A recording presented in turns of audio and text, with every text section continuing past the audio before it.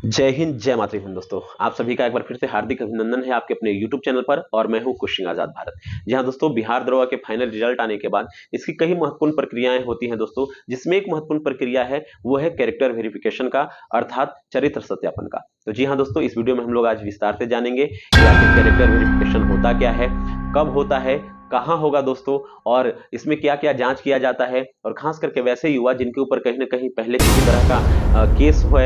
था, मतलब या वर्तमान समय में उनके ऊपर केस है, तो उनको कौन कौन सी चुनौतियों का सामना करना पड़ सकता है। ठीक है, जो कहीं ना कहीं युवा जो डरे रहते हैं इस बात को लेकर, तो मैं आपको बता दूं दोस्तों कि मेरे ऊपर भी केस था। ठीक है, और मुझे जो कैरेक्टर वेरिफिकेशन था दोस्तों, उसी दिन पता चला था कि मेरा मतलब नाम नहीं हटा हुआ है उस केस से। तो उससे मैंने कैसे पार पाया दोस्तों, तो सारी बातों को विस्तार से जानेंगे। और खास करके जो युवा कंफ्यूजन में रहते हैं कि क्या कैरेक्टर वेरिफिकेशन पहले करवा लेना पड़ता है, यानी बनवा लेना पड़ता है कैरेक्टर, तो इन सारी बातों के बारे में जानेंगे दोस्तों। और मुझे पूर्ण विश्वास है कि इसके बाद आपके मन में किसी भी तरह का कोई कंफ्यूजन नहीं रहेगा। तो टू दी पॉइंट इसमें जानने का प्रयास करेंगे। तो देखिए दोस्तों, सबसे पहले हम लोग जानते हैं कि आखिर आपका जो कैरेक्टर वेरिफिकेशन है, यानी चरित्र सत्यापन, यह होता कब है और इसको होने में कितने दिनों का लगभग समय लग जाएगा। तो देखिए, अभी जो आपका जो जैसे आपका रिजल्ट आने के बाद, फाइनल रिजल्ट आने के बाद सिलेक्शन लेटर ये सब के साथ जब हम लोग जाते हैं अपने जोन, जैसे मैं मगध जोन से हूं, और वहां पर जो डॉक्यूमेंट वेरिफिकेशन होता है, जैसे गया में मेरा हुआ था, तो वहां पे डॉक्यूमेंट वेरिफिकेशन होने के बाद फिर हमारा संबंधित जिला, जिस जिले से हम संबंध रखते हैं, यानी औरंगाबाद, तो वहां के पुलिस लाइन में आता है। और वहां पर फिर जो भी प्रक्रियाएं होती है, जैसे वहां पे भी डॉक्यूमेंट वेरिफिकेशन होता है, फिर मेडिकल ये सब, और एक शपथ पत्र टाइप का एक तरह से करवाया जाता है, जिसमें आप जिक्र करते हैं कि क्या हमारे ऊपर मतलब कोई केस नहीं है, किसी तरह का कुछ उस तरह का वर्तमान समय में नहीं है, हमारे ऊपर कुछ उस तरह का, हमारा कुछ अप्रत्याशित रूप से मतलब एक तरह से मृत्यु हो जाएगी तो उसका हकदार कौन होगा, संपत्ति, ये सब का, इस तरह की बातें सारा जब जिक्र रहता है, तो ये सब जब सारी प्रक्रियाएं हो जाती है ना दोस्तों, तब वहां से आपको आपके संबंधित थाना क्षेत्र में वो फाइल भेजा जाएगा। तो देखिए, सबसे पहले आप ये समझिए कि इसको होने में आपका डॉक्यूमेंट ये आपका जो कैरेक्टर वेरिफिकेशन के लिए वहां से फाइल भेजने में, यानी आपके संबंधित थाना क्षेत्र में सूचना भेजने में कितने दिनों का लगभग समय लग जाएगा, तो मानकर चलिए औसतन 2 महीने के आसपास का समय लगभग लग जाएगा दोस्तों। हो सकता है 2 4 5 10 दिन आगे पीछे हो, लेकिन मानकर चलिए लगभग 2 महीने के आसपास का समय आपको लग ही जाएगा। तो इसको लेकर आपको ध्यान रखना है दोस्तों। अब आपको दूसरी बात यह भी स्पष्ट हो गई कि आपका कहां पे आपका कैरेक्टर वेरिफिकेशन होगा, तो आपके संबंधित थाना क्षेत्र में, जिस थाना से आप संबंध रखते हैं। ठीक है, तो अब तीसरा प्रश्न है दोस्तों कि आखिर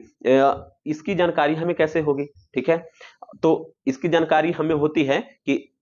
ये आपका जो संबंधित चौकीदार है, ठीक है, वो आपके सरपंच के माध्यम से, आपके मुखिया के माध्यम से आपको सूचित करवा देता है। ठीक है, या फिर जो चौकीदार हैं वो आपसे कहीं ना कहीं संपर्क कर लेंगे, आपके पिताजी को सूचित कर देंगे कि देखिए आपके पुत्र का इस दिन मतलब कैरेक्टर वेरिफिकेशन है, आप आ जाइए, मतलब आपको सूचना मिल जाएगी। ठीक है, आपको ही किसी न किसी माध्यम से मिल जाएगी, इसके लिए आप निश्चिंत रहिए, हालांकि अपडेटेड आप रहिएगा। तो तब आप वहां पर जाते हैं, हालांकि वो सब प्रयास करते हैं आपके मुखिया सरपंच से ही जानने का, लगभग लगभग वहीं से तय कर लेते हैं कि आपके ऊपर कोई आपराधिक इतिहास तो नहीं है ना। तो खास करके जिनके ऊपर कुछ इस तरह का मामला होगा, तो थोड़ा सा अलर्ट रहिएगा, अपने मुखिया सरपंच जो है उनको थोड़ा सा अपडेट कर दीजिएगा। ठीक है, तो देखिए दोस्तों, जब आप थाना जाते हैं तो थाना जाने के बाद आपका क्या क्या जांच किया जाता है। तो जब थाना आप जाते हैं तो आपका सबसे पहले तो आपको आपका नाम पता ये सब पूछा जाएगा, ये सब तो चेक किया ही जाएगा, आपका आधार कार्ड, ये सब आप जो खास करके सिलेक्शन लेटर है ये सब लेकर चले जाइएगा, तभी तो पता चलेगा कि भाई फलाना व्यक्ति ही आप हैं जिनका ये होने वाला है। तो ठीक है, और वैसे तो चौकीदार आपको जान ही रहे हैं। ठीक है, तो आप क्या है फिर दोस्तों, तब वहां पर आपका है कि आपका आपराधिक इतिहास देखा जाता है कि क्या आपके ऊपर पहले कोई केस तो नहीं था ना, या वर्तमान समय में तो केस नहीं है। तो ये जब चेक किया जाता है दोस्तों, तो स्पष्ट हो जाता है कि नहीं, इनके ऊपर पहले अतीत में हालांकि कोई केस था, वो उससे नाम हट गया है तो कोई दिक्कत नहीं है। वर्तमान समय में केस है या नहीं है, ये ज्यादा मायने रखता है। वो इसलिए अतीत का भी इसलिए थोड़ा सा मायने रखता है कि उसका भी वो जिक्र कर देते हैं। ठीक है, यहां से जब वो भेजेंगे आपके एसएचओ सर संबंधित थाना क्षेत्र के, तो वो ये लिख कर भेजते हैं कि फलाना फलाना व्यक्ति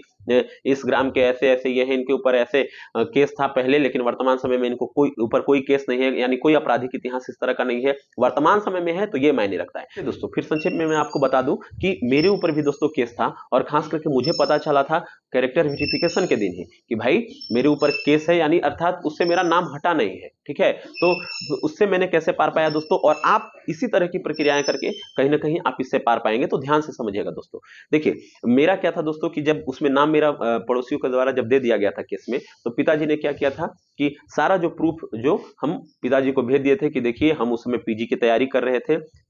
ये पटना में एन कॉलेज में। उस समय उस दिन संबंधित दिन जिस दिन केस हुआ था उस दिन हम ये थे, ये कार्यक्रम हो रहा था, ऑलरेडी उसका फोटो वोटो सब कुछ भी था, लेकिन उतना कुछ नहीं। अपने एचओडी मैम, हिंदी विभाग की जो विभागाध्यक्ष थी, ठीक है, उनसे मैंने सिग्नेचर ये सब करवा के अपना आवेदन उस तरह से लिखकर और फिर फॉरवर्ड करवा के उनसे अपने पिताजी को भेज दिया था। फिर मैंने ये भेज दिया था कि मैं रहमान सर के पास उस दिन कोचिंग में टेस्ट दे रहा था, वहां से सर ने इसमें मदद किया था और फिर मदद किए थे सर, और फिर वो भी डॉक्यूमेंट हम भेज दिए थे अपना एक तरह से प्रूफ कि भाई ऐसे ऐसे है, हम ये थे। लेकिन गलती वहां पर क्या हुई थी कि आईओ ने, यानी जो इन्वेस्टिगेशन ऑफिसर थे, उन्होंने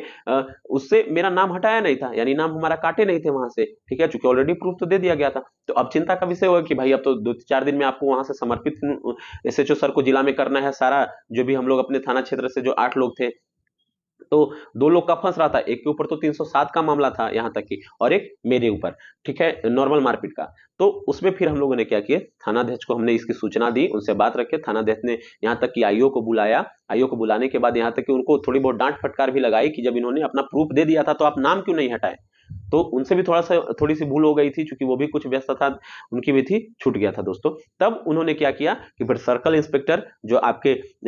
आपका जो अनुमंडल होता है, जो सर्कल इंस्पेक्टर सर होते हैं, तो वहां से फिर उन्होंने भेजकर ऑलरेडी मेरे फाइल को अगले दिन, और मुझे बोला कि फिर से आप वो सब प्रूफ एक बार दे दीजिए, जो फोटोकॉपी है या ओरिजिनल जो भी आपके पास अभी है, तो वो सब भेज दीजिए, और फिर हम वो करके, और अगले दिन मेरा दोस्तों वहां से नाम हट गया। तो आप लोग जिनके ऊपर कहीं ना कहीं कोई केस है, तो मैं यही कहूंगा कि आप अपना नाम हटवाने का प्रयास कीजिए, ठीक है, किसी भी तरीके से कहने का मतलब ये नहीं है, मैं आपको सूचना के लिए बता दूं कि मेरा 1 रुपया कैरेक्टर वेरिफिकेशन में नहीं लगा था, 1 रुपया किसी भी तरह का, एक मतलब नॉर्मल फोटोकॉपी को छोड़कर जो 1 भी रुपया मेरा खर्च कुछ नहीं हुआ था, ठीक है। तो इस बात को लेकर भी आप लोग भ्रम में नहीं रहिएगा कि भाई डर के मारे कहीं इधर उधर पैसा बहुत सारा बर्बाद कर दे और कोई जैसे तैसे मांगने लगे तो आप डर कर दीजिएगा, ऐसा कुछ नहीं है। हाँ, प्रयास कीजिएगा अपने स्तर से हैंडल करने का, जिस तरीके से आप थोड़ा सा करने का प्रयास करते हैं, ठीक है, लेकिन पैसेंस सबसे बड़ी बात है दोस्तों, आप पैसेंस रखने का प्रयास कीजिएगा। कोई भी पुलिस अधिकारी ये नहीं चाहते हैं कि भाई हमारे विभाग में कोई आना चाह रहा हो और उसको हम किसी ना किसी कारण से उसको बाहर कर दे, ये कोई पुलिस अधिकारी नहीं चाहता है।